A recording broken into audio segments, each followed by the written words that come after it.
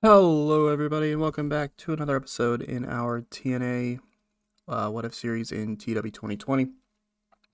All I'm going to say for today's episode is fuck technical issues. That is why it's going out as late as it is today. But we are back doing another episode in the series. It is the Impact After Genesis, and we've got, a brand new TNA World Heavyweight Champion in the company, in Shelton Benjamin, as well as a lot of other stuff that happened from Genesis, so you'll want to make sure you go back and watch that if you have not already. But we're going to dive into the action here today in front of 7,279 people at the Casper Event Center in Wyoming. We open up with MVP D'Angelo Dinero, Eddie Kingston, Homicide, and the new TNA World Heavyweight Champion Shelton Benjamin coming out to start off Impact. They, the five that stood tall at the end of Genesis. MVP gets a microphone and says that 2015 is a time for a new era in TNA. We've seen the era of Team Dixie. It is already starting to fall apart. We've had the era in the past of different groups that haven't had as much success, or that, that had their success, but didn't last for too long. So he says that this is a new era here in TNA in 2015. It's the era of the Beatdown Crew. That is what they're calling themselves now. I thought about calling them the Beatdown Clan, but I was like, I like Crew better. So they talk about D'Angelo Dinero beating Austin Aries, as well as the obvious, big one of Shelton Benjamin winning at Genesis. Further kind of talk about what's next for the group. They say that MVP says that Eddie Kingston and Homicide are going to be future TNA World Tag Team Champions. D'Angelo Dinero could easily go for the X Division Championship, take that championship, and keep it. Or he could, he could switch that out to, get rid of that X Division Championship and do other things with it. He can easily get that and do what he wants with it, and that they will reign atop of TNA. This brings out an interesting trio of AJ Styles and the former TNA World Tag Team Champions Colt Cabana and Jimmy Jacobs. I say interesting because, this Jimmy Jacobs is kind of a part of this. Of course, we saw a few months ago, after Cabana and Jacobs lost the titles, that they kind of went their separate ways, but they said they were remaining friends and would kind of help each other out if need be. And so it's kind of interesting to see Jacobs here, especially because he performed so poorly in the segment.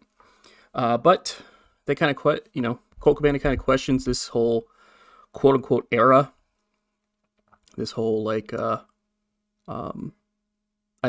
that there's a new era for these guys here, that there's a new era here in TNA when it hasn't even really started yet. You can't really call it an era if it hasn't really started yet.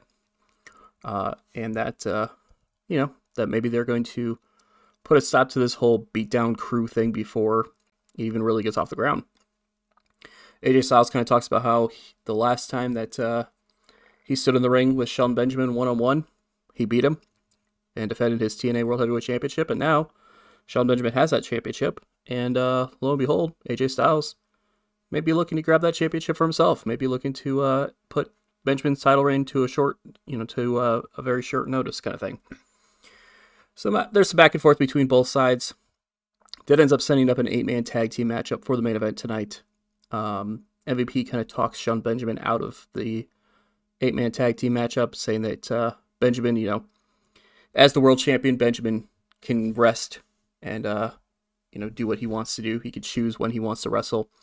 So instead, it's going to be MVP, D'Angelo Dinero, Eddie Kingston, and Homicide tonight against AJ Styles, Colt Cabana, Jimmy Jacobs, and their fourth partner, the former TNA World Heavyweight Champion Samoa Joe. So there you go, 66 rated segment to open up the show. Not too bad. Got the show up to a strong start. Can't go wrong. Even with Jimmy Jacobs performing poorly, still worked out really well for us. So there you go. Then we had a Fatal 4-Way matchup to open up the show, which gets announced as a number one contenders match for the TNA Knockouts Championship at Against All Odds. Because Against All Odds is in 3 weeks' time. So we're going to have a little bit of some kind of stuff that's going to be kind of quickly thrown together, it's going to seem like. It's going to make sense. You know, it's not going to be like out of nowhere stuff, but it is going to make some sense. You know, it's going to make some, it's going to have some connections to some stuff and all that. So, but this four-way matchup happens, and ODB gets the victory over Rosemary, Brooke Tessmacher, and Mickie James in 10:28. When ODB pinned Brooke Tessmacher with a TKO while Mickie James and Rosemary were fighting with each other. 51 rating. 56 from Mickie James, 41 from Rosemary, 35 from Brooke, and 49 from ODB. So ODB is the number one contender for the Knockouts Championship and is getting a rematch for that championship at Against All Odds. I say rematch because if you remember, back at Turning Point in November, 2 months ago, she had a one-on-one matchup for that Knockouts Championship. And the only reason why she lost that championship, or lost the championship match lost the opportunity, was because of Cheerleader Melissa turning heel and turning on her. So she didn't really lose it cleanly.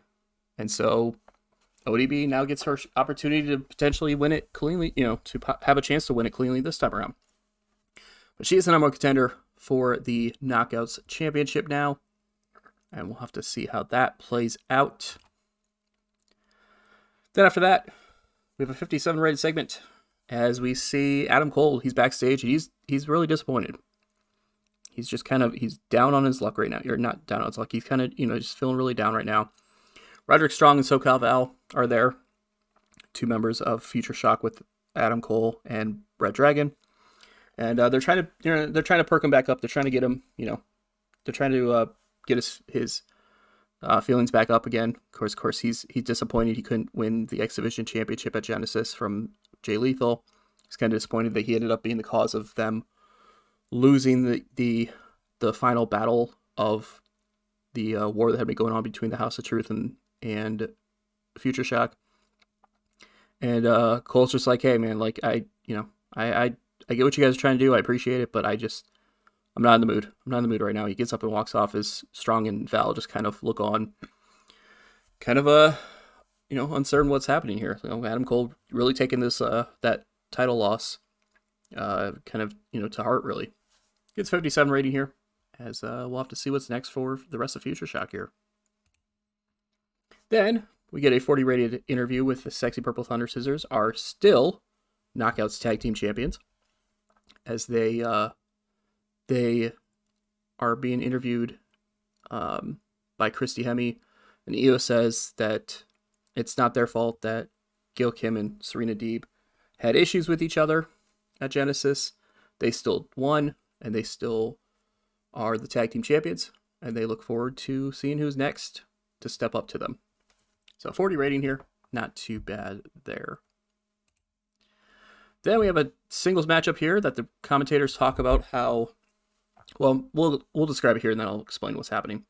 About that decent reaction from the crowd, but Terrible Wrestling, Eric Young actually defeats Rockstar Spud in 822 by the pinfall of the Spiked Pile Driver. 48 rating for the match itself, 45 from Spud, and 38 from Eric Young. So the idea behind this matchup was that Dixie Carter was very unhappy with the fact that Spud and EC3 couldn't get the job done at Genesis. They couldn't get the titles back and all that. So she put Spud in this matchup. She says that he needs to get things turned back around. He was the reason why they lost at Genesis and why they lost the titles to begin with. So she said that he needed to get things turned around, and so she put him up against Eric Young, who hasn't won a match in a while here in TNA. And surprisingly, Eric Young won a match here in TNA. So there you go. So Rockstar Spud taking a loss here as well. After the match, Spud is completely shocked by losing as EC3 and Dixie Carter walk out on him, leaving him behind, as Spud is just completely in shock about the fact that he lost to Eric Young, who's, doing this over-the-top celebrating thing right now. So there's that. We'll have to see. I mean, like it was mentioned at the start of the show, Dixie, Team Dixie really falling apart now. Magnus and Mickie James taking it out on EC3 and Rockstar Spud at the pay-per-view. Now EC3 and Rockstar Spud are starting to have issues, and EC3 and Dixie Carter walk off together without Spud. Like, Team Dixie falling apart really quickly here. 39 here. as Evie is being interviewed with Candice LeRae by Christy Hemme. Evie's kind of talking about, coming up short at Genesis in that Knockouts title matchup to Velvet Sky, but she says that she's not worried that she can bounce back and get another title shot in the future, and this time get the win.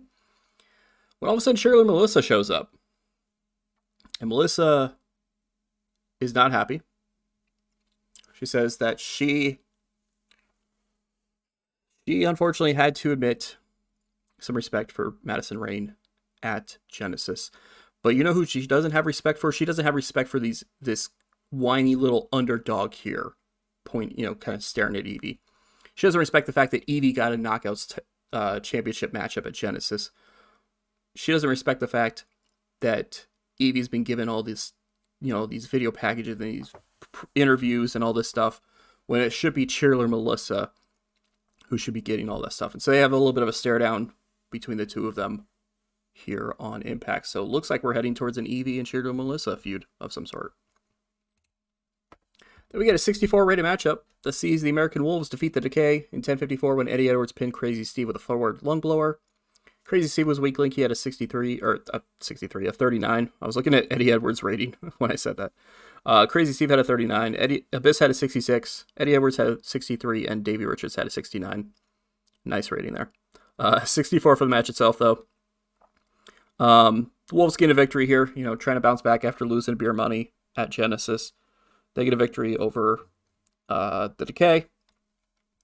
And we'll kind of have to see where things go from here. But, 64 rating. Has a really good back-and-forth tag team matchup that sees Crazy Steve take the loss for the Decay. And kind of go from there. Then, we have a 56 rated segment that sees Bobby Roode backstage arguing with James Storm. They're kind of, it starts at just a normal discussion, Bobby's like, hey, I was a long reigning TNA World Heavyweight Champion. I should get the shot at Shelton Benjamin and that TNA World title. James Storm says, no, I should be the one who gets a shot. And it kind of starts it's more of a friendly conversation at first that starts getting more argumentative and more bickering and all that stuff. And eventually, a throat is heard clearing as they are kind of really arguing with each other at this point. And the camera pans over and it's yours truly standing there. And I'm like, well, I kind of figured this was going to happen. I kind of figured you guys wouldn't have a decision for me here tonight on Impact. So I tell you what we're going to do. We are going to make a matchup to help you guys out. And they're like, all right, so which tag team are we going to face? I don't know, they're like, well, we'll face a tag team and the winner, the person who gets the pinfall gets the title shot, right? And I'm like, no. It's going to be a singles matchup. And they're like, okay, so one of us is going to fight someone and one of us is going to fight someone else. And the winners and whoever wins their singles matches gets a title shot, right? And again, we're like, no, it's not that either. At Against All Odds, it will be Bobby Roode versus James Storm. And they're like, what? This is outrageous. They start arguing with Daredevil, but I just put my hands up. I'm like, it's already booked. See you guys later. So, stirring the pot with beer money, as apparently beer money are imploding at Against All Odds, as they have to face each other in a singles matchup, with the winner getting that shot at the TNA World Heavyweight Championship. Obviously, with that match happening against All Odds, that means that they do not get the title shot at Against All Odds. It'll be revealed in the future, but essentially, it's not gonna be happening after Against All Odds, obviously, because I already have somebody else in mind for the title shot at Against All Odds. But 56 here, as that match is officially booked for Against All Odds. Bobby Roode versus James Storm, 1-on-1, with the winner getting a shot at the TNA World Heavyweight Championship. Then after that, we get a 55 rating segment here, where Christy Hemme is backstage interviewing Jeff Hardy. Jeff's kind of talking about, how he's had a little bit of struggles around here recently. He hasn't really had a whole lot to do. other than have matches here and there. When EC3 approaches, kind of interestingly enough, EC3 kind of talks about how it's his time to shine. He says he's going to prove it to Magnus that he can be a star here in this company, that he's going to prove to Rockstar Spud that Spud is just holding him down, despite the fact that they were just tag team champions recently. And he says that he wants to prove it by beating someone so beloved by this company, by the fans, someone who's been a multi-time world champion. He wants to prove it by beating Jeff Hardy. And they have some back and forth argument that between the two of them that doesn't really end up in any blows or anything like that, but, you know, kind of proves that we're heading towards a Jeff Hardy and EC3 feud heading forward. So 55 rating for this. We'll have to see how that ends up playing out. We get a 67 rated matchup that sees Christopher Daniels defeat Pete Williams in 851 by pinfall at Angel's Wings. 67 from Daniels, 48 from Pete Williams. Daniels just getting a singles victory here. Bad Influence temporarily on hold until after Against All Odds because Kazarian got himself injured at a house show and he's out for the next 28 days. So Daniels is going to have a little bit of a singles bit over the next few shows here, or the next few weeks here. I don't really have a storyline planned for them until after Against All Odds anyway, so it kind of worked out well for me, but you'll be seeing Daniels in more of a singles capacity over the next few weeks. He gets a victory here. Looking strong, getting a little bit of momentum back from that loss to AJ Styles Colt Cabana at Genesis. Then we get a 47 rated segment. Probably brought down by Christy Hemme, but at least she invented a new catchphrase, so that's good to see. As she's just interviewing Madison Rayne. Madison, of course, won that I Respect You match at Genesis. And she says that although she wasn't involved in the Fatal 4-Way number 1 contenders match earlier in the night, she says that she is, her goal is in 2015 is to get that TNA Knockouts Championship back around her waist. And that whether she has to beat Velvet Sky for it, or ODB for it, or whoever else might end up getting that title before she gets a shot at it again, she is looking forward to getting that opportunity again. So 47 here, as she just kind of, you know, puts over the fact that she won at Genesis and that she's going to ride that momentum back to the TNA Knockouts Championship. Then we get an 84 rated promo here, segment here, whatever, which is absolutely insane. As AJ Styles and Colt Cabana are backstage, kind of talking some strategy about the main event, when Samoa Joe comes into the locker room, he is pissed. He is not happy about the fact that he's no longer the TNA World Heavyweight Champion. He's not happy about the fact that he was defeated like that. And he walks right up to both of them and says, I don't care about being friends with you. I don't care about teaming up with you tonight. I don't care about tagging you in or anything like that. I'm going to find a way to get my hands on every single one of those 5, and I'm going to pummel them into dust. And there's nothing you guys are going to be able to do about it. And he walks out. And Styles and Cabana are just like, oh. Cabana, you know, Cabana still being kind of the somewhat comedy guy. It's just like, well, I'm glad he's on our side. So 84 rated segment here, as Joe is clearly pissed about what happened at Genesis, which, who can blame him? I mean, he was screwed out of his TNA World Heavyweight Championship, so we'll have to see how that ends up playing out in the main event. Then we get 41 rating for this, which seems odd? Question mark? Huh. I say that because Serena Deeb, when I was booking the show, was recognizable. So I don't know why she's considered unimportant all of a sudden. I didn't book anybody any different.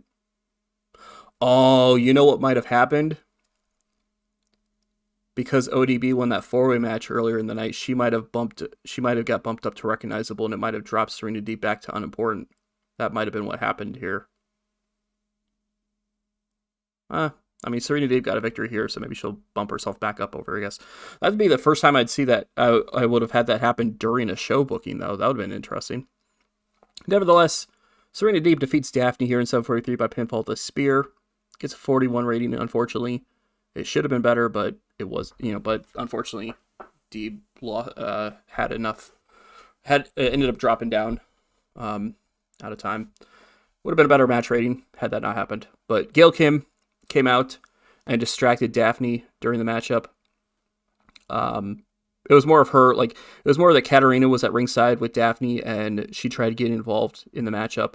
And Gail Kim came out and took Katarina out, and then that caused a distraction of Daphne to cause her to be distracted enough that when she turned around, she got speared by Deeb for the victory. 50 from Deeb, 41 from Daphne. They had pretty good chemistry with each other, so that's good to see. This was also our Wild Brawl, so it's interesting to see that those two got these kind of ratings for a Wild Brawl. That's not too bad. That's not too bad for this. But the idea with the story here was that Gail Kim, wanting to prove that what happened at Genesis was an accident, came out to help out Serena Deeb here in this matchup. Still kind of wanting to prove to her that they can be friends, that they can get along and all that kind of stuff. So we'll have to see where things play out with that. Then we get a 47 rated segment backstage where Christy Hemme, who is all over the show here tonight, I didn't realize it until after I booked everything that she had like a ton of segments she was in tonight. She's interviewing the tag team champions, the Briscoes, who are kind of laughing about the fact that it was because of them that Team Dixie is breaking apart even more than they were before. But that they say that they're here to fight anybody and everybody, and that they're looking forward to their next tag challengers when they get confronted by Red Dragon, who weren't in that segment earlier with the rest of Future Shock. This is why. The Briscoes kind of, the Briscoes and Red Dragon kind of have a little bit of a stare down.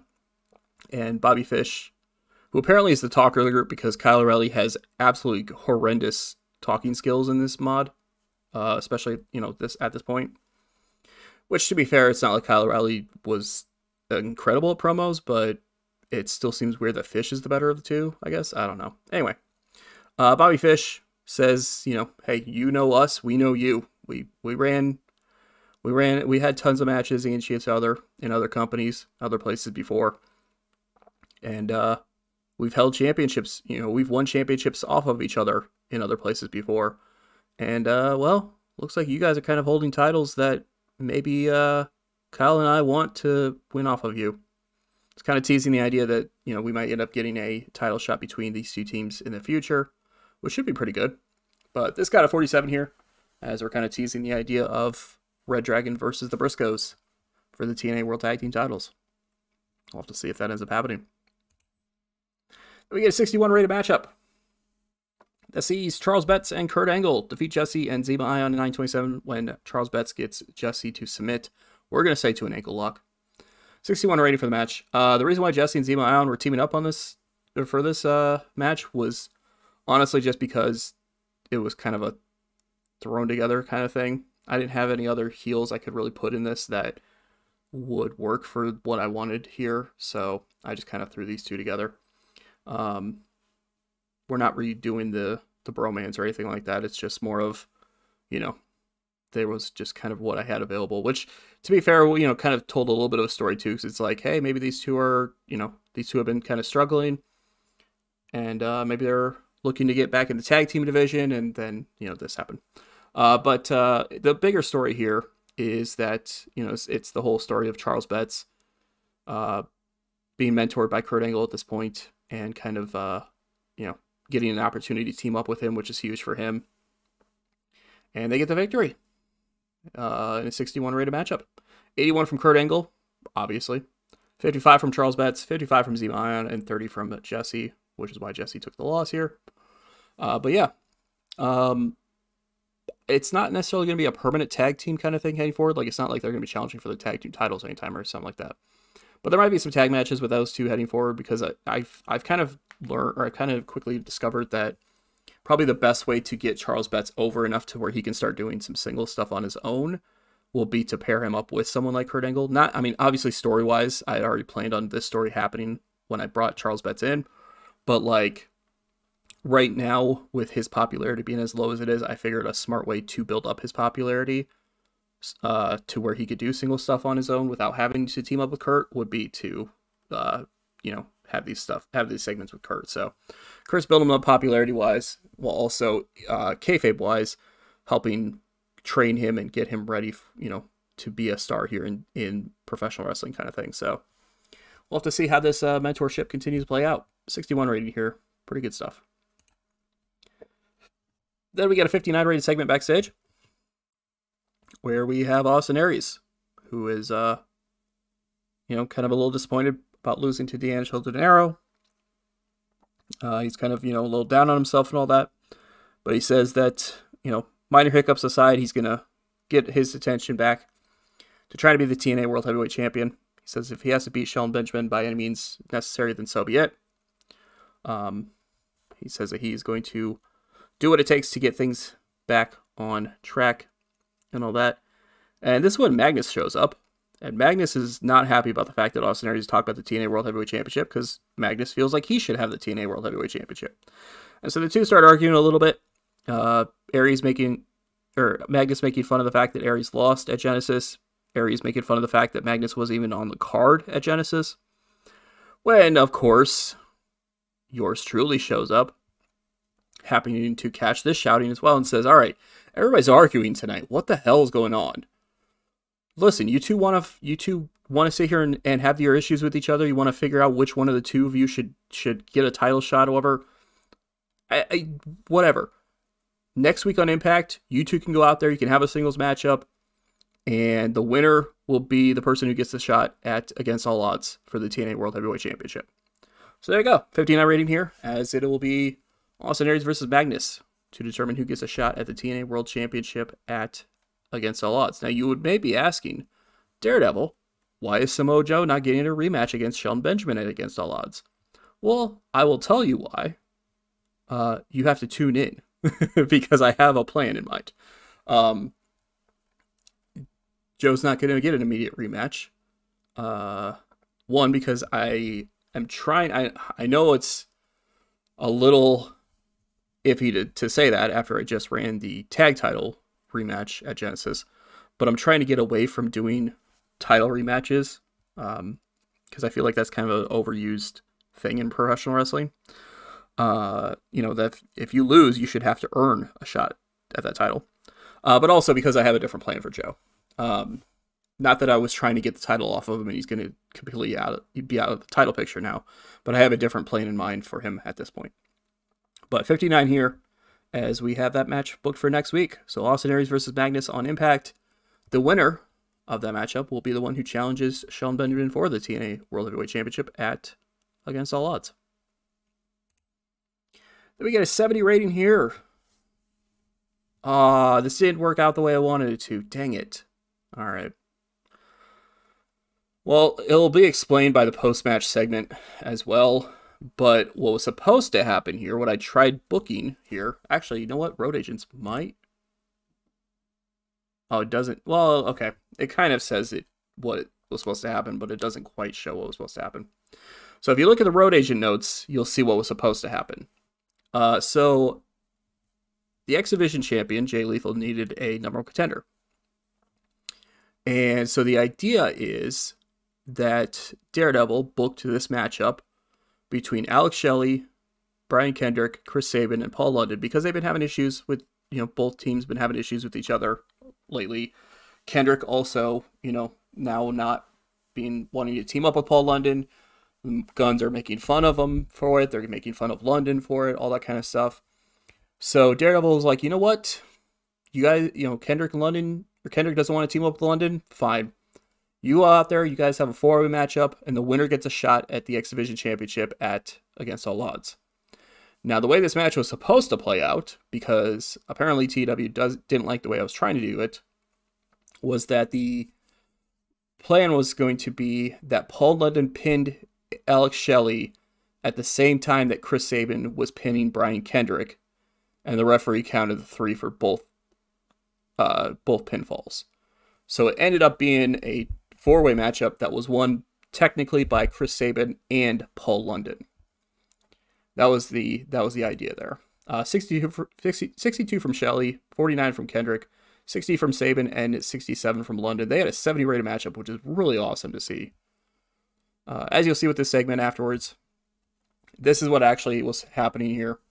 An argument ensued between Chris Sabin and Paul London, and the referee, because, you know, London's like, hey, I pinned him, you know, I got the 3 count, and Saban's like, well, I got the 3 count too. Like, they're arguing with each other. They're like, I was the winner of the match. No, I was the winner of the match, blah, blah, blah. Until Jay Lethal, Kenny King, and Rhino hit the ring and attack those 3. Now, you may be wondering, well, you may be saying, well, Daredevil, how is it 3-on-3? Well, that's because Brian Kendrick, after taking that loss, just decided to head to the back without helping anybody out. He's headed to the back. He's just really depressed because he lost again. So he doesn't help out Paul London at all. As Lethal, Kenny King, and Rhino beat down London, Saban, and Shelley, and stand tall over them. So Jay Lethal supposedly has a number 1 contender for the X Division Championship, but the problem is that Chris Sabin and Paul London both technically won that matchup. So who knows exactly which one of the two is actually going to get the title shot. We'll have to see. Then after that, our main event gets a 69 rating, very nice rating, as the Beatdown Crew, D'Angelo Dinero, MVP, Eddie Kingston, and Homicide, defeat AJ Styles, Samoa Joe, and Jimmy Jacobs and Cole Cabana in 13:05 when Dinero pinned Jimmy Jacobs, illegally using the ropes for leverage. 69 rating here. 56 from Homicide, 60 from Kingston, 61 from MVP, 65 from Dinero, 83 from Joe, 52 from Jacobs, 65 from Cole Cabana, and 84 from AJ Styles. Now, you may be asking, because you're asking me a lot of questions while watching this episode, hey, Daredevil, why did you put the heels over the faces? Well, one, we wanted to establish them as a group, even if they did have lower in-ring performances. And 2, storyline-wise. Don't worry about it. But there you go. The Beatdown Crew getting a victory here in the main event of Impact, pinning Jimmy Jacobs to cause the kind of thrown together team a loss here on this night. But have no fear, because Impact's ending with a big old brawl, as a brawl between all 8 men that were involved in that main event happens, as officials and other staff come running out to try to break things up to end the show. 60 rating for the brawl. Impact itself gets 71. It lost its popularity in 9 regions. We're losing popularity in America back-to-back week, or a few different shows here now. But that, you know what? It's fine, because we got to build stories back up again. We ended up a fair amount of our higher heated storylines at Genesis, and now we got to build some storylines back up again, and we got to build some people back up again too. You know, we got to build some people up. I mean, we're kind of building. Spoiler alert, or slight spoiler alert, if you can't tell already, we're kind of building up the Beatdown Crew as our, like, top heel group in the company now. And so we gotta build them up. We gotta get them into position to be bigger names at this point. But I thought it was a pretty good show overall. Even if the game was like, hey, this could have been better. Like, I'm not gonna, put the big stars against each other every single week. Like, I'm going to do stuff to tell stories. That's just how it is. But it still got a 71, which is not bad at all. I'm not going to complain about that in the slightest. We'll have to see what ends up happening with that kind of stuff heading forward. We will look at what's going on in the on the night here. Jey Uso apparently had surgery for an injury. I don't know how. Oh, he's out for a year. Oof. So yeah, that's why he got surgery. Compound maxillary fracture. Yikes. Feedback has been great. Drawn a lot of praise for Impact. Chrissy Emmy with a new catchphrase. I don't know what her catchphrase was. Some sort of catchphrase that an interviewer would say. So there's that. Explosion.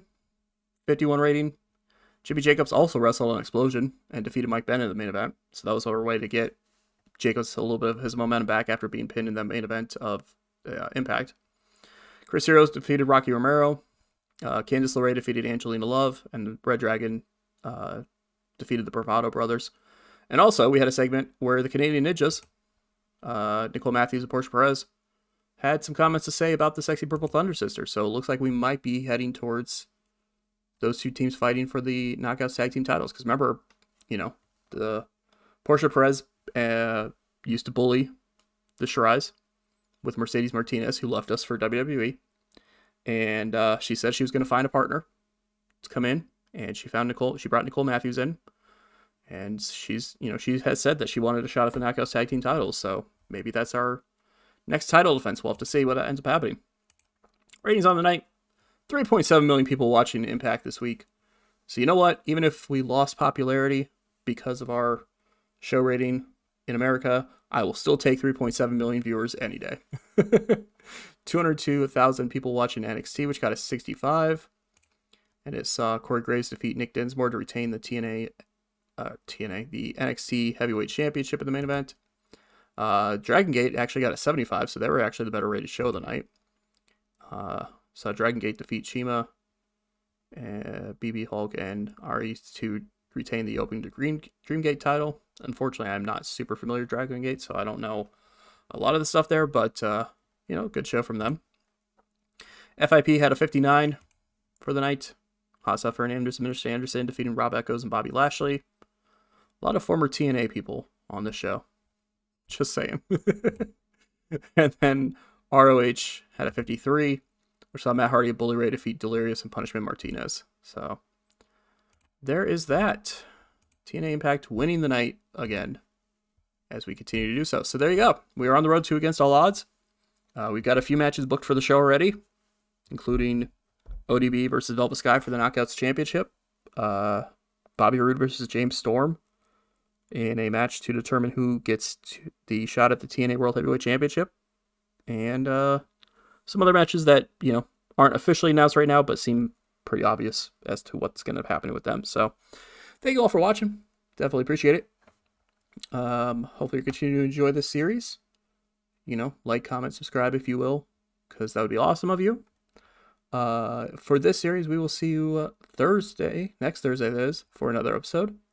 And on the channel, we will see you tomorrow for yet another video.